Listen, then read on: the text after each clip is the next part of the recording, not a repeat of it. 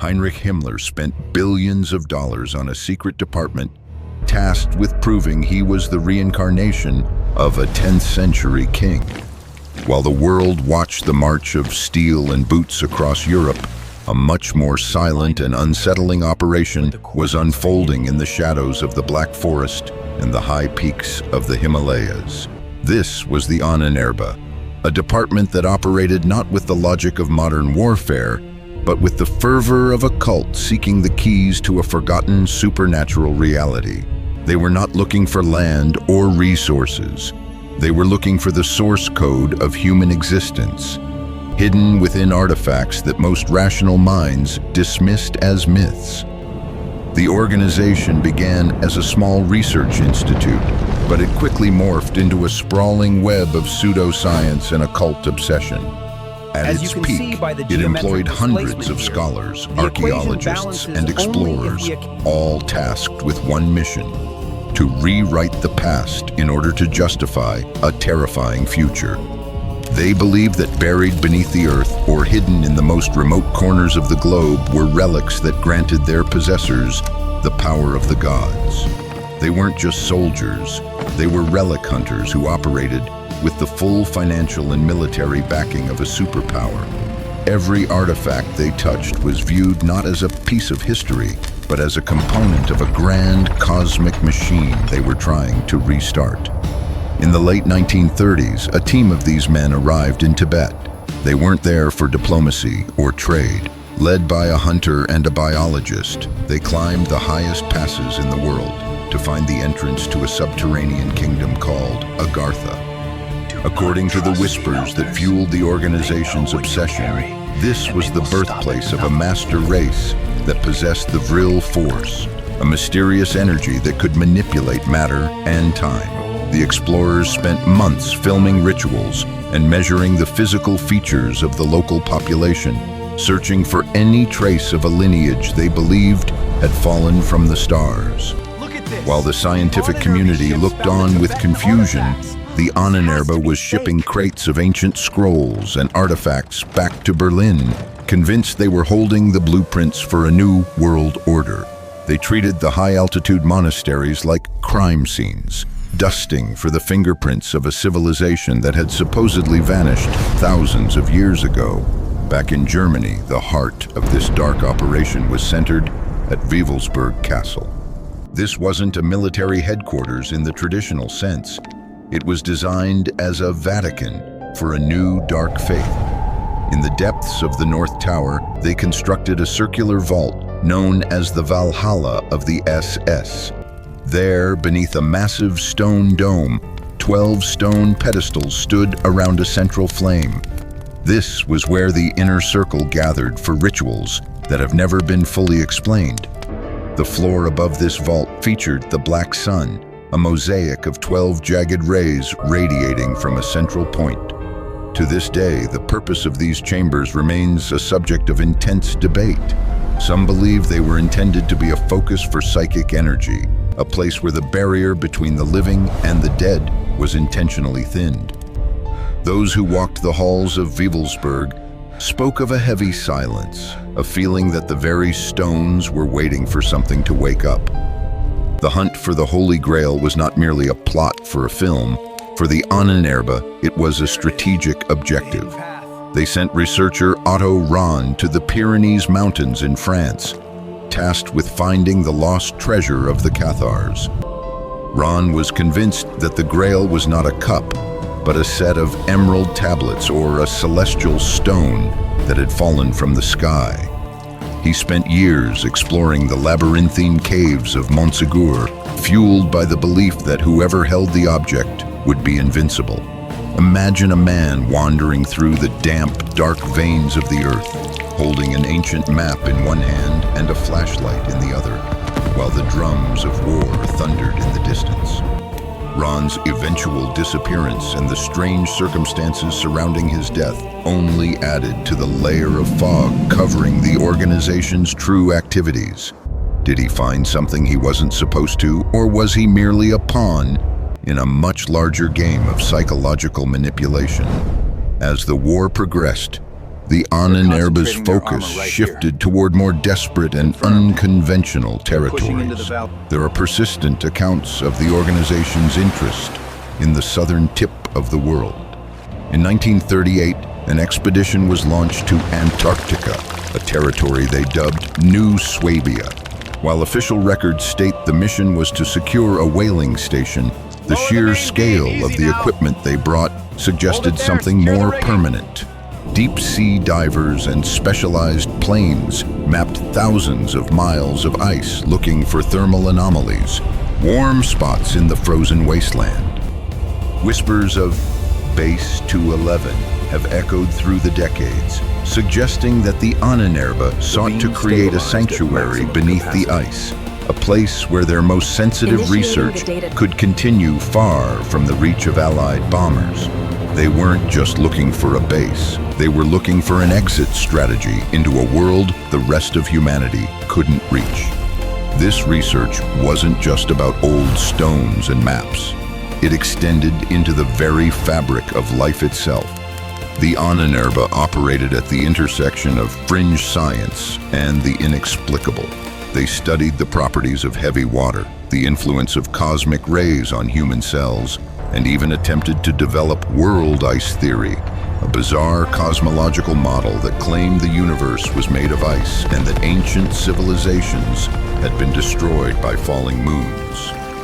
They were attempting to build a reality that functioned on its own set of physics, separate from the rest of the world. To them, mainstream science was a deception, and only by tapping into the ancient wisdom of the occult could they achieve true dominance. They were trying to invent a new nature, one that obeyed their command alone. The documents that survived the war paint a picture of an organization that was increasingly detached from reality. They were documenting miracle weapons and levitation devices in the same breath as they discussed the breeding of ancient strains of horses. One of the most guarded secrets involves the Glocke, or the Bell Project. Deep in a remote valley, behind thick lead-lined doors, stood a massive metallic device, 9 feet wide and 15 feet tall, reportedly filled with a violet mercury-like substance. When activated, the air reportedly thickened. A low hum made teeth ache, and the temperature dropped sharply. It was said that plants placed near it turned into a dark crystalline substance within minutes. The scientists watched in terror and awe. They weren't sure if they had built a weapon or opened a door to something far worse. While no physical evidence of the bell has ever been verified by the public, the testimony of high-ranking officers during post-war interrogations suggests that the Ahnenerbe was experimenting with concepts that bordered on science fiction. At the center of this madness were individuals who lived in two worlds at once. Imagine a young engineer named Hans working in these underground facilities. Every morning he walked past the shadows of the machinery, hearing the mechanical whine of devices he didn't fully understand. He calculated trajectories for rockets while knowing the very foundation of his work was built on a belief in the supernatural. In the final weeks of the war, men like him stood behind lead shields as experimental devices were tested, tasting copper and metallic bitterness in their mouths, wondering if the miracle they were helping create would save their empire or simply erase them from existence. It was a world where the laboratory met the ritual chamber, and the cost of failure was more than just death. It was the erasure of the soul. When the tide of the war turned, the Ahnenerbe didn't just surrender, they attempted to vanish. In the final weeks before the collapse, tons of documents were burned in the courtyards of their headquarters. Thousands of artifacts, from the Spear of Longinus to mysterious golden tablets from South America, were loaded onto trucks and driven into the Bavarian Alps. Many of these items have never been seen again. The Lake Toplitz legends of crates sunk into bottomless waters are not just folklore, they are the remnants of a desperate attempt to hide the tracks of an organization that had gone too far into the dark. They wanted to ensure that if they couldn't have the power of the gods, no one else could either. The Allied forces, particularly the Americans and the Soviets, were not just looking for war criminals during the liberation. They were looking for the Ahnenerbe's files. Operation Paperclip and its Soviet counterparts were designed to harvest the minds behind the technological leaps. But there was a secondary, quieter harvest of their more unusual research. Some researchers suggest that the foundations of modern rocketry and certain psychological programs have their roots in the unorthodox experiments conducted by these treasure hunters. The question remains, what did they find that was valuable enough for the victors to keep hidden for another 80 years? We see the rockets that went to the moon, but we don't see the occult formulas that were scribbled in the margins of the blueprints. The mystery of the Ahnenerbe is not just about what they did, but why they were allowed to do it. It was a state-sponsored dive into the deep end of the human psyche, where mythology and modern technology were fused into a weapon. They treated history like a mine, extracting whatever pieces fit their narrative and discarding the rest. Their legacy is a warning of what happens when a government replaces objective truth with a manufactured mythology. They weren't just looking for the Holy Grail, they were trying to become the gods that the Grail was supposed to represent. They wanted to rewrite the laws of gravity, the laws of biology, and the laws of time itself. Even today, in the remote valleys of Tibet or the dense forests of the Czech Republic, explorers still stumble upon stone markers or abandoned bunkers bearing the organization's insignia. These are the physical echoes of a time when the boundaries between science and magic were intentionally blurred. Some say the most dangerous artifacts weren't the ones made of gold or stone, but the ideas they left behind. The belief that history can be rewritten if you have enough power and a sharp enough shovel. These ruins serve as silent witnesses to a period when the world almost tipped over into a different kind of reality, one governed by shadows and ancient bloodlines. The records that were recovered are often incomplete, with pages missing and names redacted. This has led to a vacuum of information that is often filled with speculation. Did they actually discover a passage in the ice? Did they find a way to communicate with something that wasn't human? The lack of concrete answers is perhaps the most unsettling part of the story. If the Ahnenerbe had found nothing but old bones and dust, the sheer level of secrecy surrounding their final days wouldn't make sense. The fact that the highest levels of the Allied command were so interested in their fringe research suggests that there was something among the scrolls and the artifacts that didn't fit into a standard museum.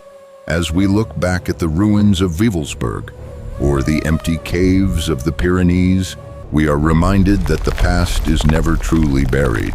It is a living thing, and in the hands of those with dark intentions, it can be used to justify the unthinkable. The Ahnenerbe's pursuit of the supernatural was a testament to the human desire for absolute power, a power that they believed was their birthright. They were the architects of a nightmare, built on the foundations of a distorted past. They didn't just want to win a war, they wanted to win the universe. The story of the Ahnenerbe remains one of the most enigmatic chapters of the 20th century. It sits at the crossroads of history, occultism, and the Cold War. While the hardware of the war has been melted down or placed in museums, the shadow of the Ahnenerbe's research still lingers in the corners of the internet and in the minds of those who believe that the world we see is only a fraction of the truth. They were hunters of shadows, and in the end, the shadows may have been the only thing they truly captured. They left behind a trail of unanswered questions that continue to grow colder with every passing decade. The disappearance of their leadership and the vanishing of their most prized treasures ensure that the file on the Ahnenerbe will never be truly closed. It is a puzzle with missing pieces, a map with no destination. But perhaps that is exactly how they wanted it. By turning their history into a mystery, they ensured that their influence would outlive their empire. They didn't just want to conquer the world, they wanted to haunt it. And as long as people still search for the Spear of Destiny or the entrance to Agartha, the organization continues to achieve its goal. Their presence is felt not in what they left behind, but in the holes they left in the historical record. In the end, the organization stands as a monument to the dangers of absolute belief. They were willing to cross every line of ethics and reason to prove they were special, to prove they were chosen. Their journey took them from the highest mountains to the deepest ice, and yet the only thing they truly discovered was the depth of their own obsession. The dark thriller of the Ahnenerbe isn't a story of magic. It's a story of what happens when the most powerful men in the world stop believing in reality and start trying to invent their own. It is the story of a world that briefly forgot how to be rational. As the sun sets over the ruins of their mountain retreats, the wind through the pines sounds almost like voices, echoes of a forgotten language, or perhaps just the sound of a history that refuses to stay buried. The crates may be gone, the files may be burned, but the questions remain. What was the black sun supposed to illuminate? What did they see in the eyes of the statues in Tibet? And most importantly, who holds the keys now? The legacy of the Ahnenerbe is a cold, dark corridor that leads into the heart of human ambition, and we may never find the exit. The bell may have stopped ringing, but the vibration is still there, just beneath the surface of the modern world.